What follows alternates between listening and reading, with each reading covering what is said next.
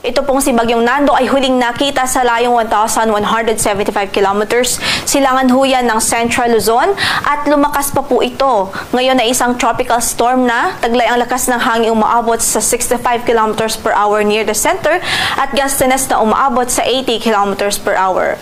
Kumikilos ito pakanluran, hilagang kanluran at mabagal po yung kanyang paggalaw.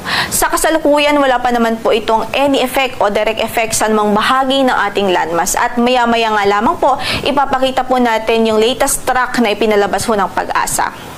So karagdagang impormasyon lamang po dito sa bagyo na nasa labas ng ating PAR. Ito po yung dating si Bagyong Mirazol na ngayon ay may international name na po na si Tropical Storm Mitag. Huling nakita ang kanyang sentro sa layong 540 kilometers kanluran ng Basco, Batanes. Taglay ang lakas ng hangin umaabot sa 65 kilometers per hour near the center at gustiness na 80 kilometers per hour at pa hilagang kanluran ng kanyang pagkilos sa bilis na 10 kilometers per hour. Ang kanyang trough nakakaapekto pa rin at nagdudulot ng mga pagulan sa Batanes, Babuyan Islands, Apayao, Ilocos Norte at ilang bahagi ng Ilocos Sur. Maliban dyan, yung southwest monsoon o habagat ay nagdudulot din ng mga pagulan ngayon sa kanlurang bahagi ng Luzon at ng Kabisayaan.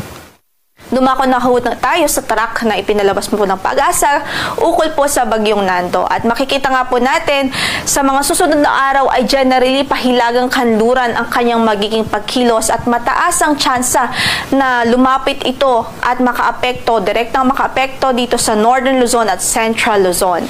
And nakikita po natin based on our latest analysis as early as Saturday, mataas din po yung chance na maging typhoon na po ito o lumakas pa dahil madami pa po siyang kumbaga may panahon pa siya upang lumakas at makapag-ipon ng lakas.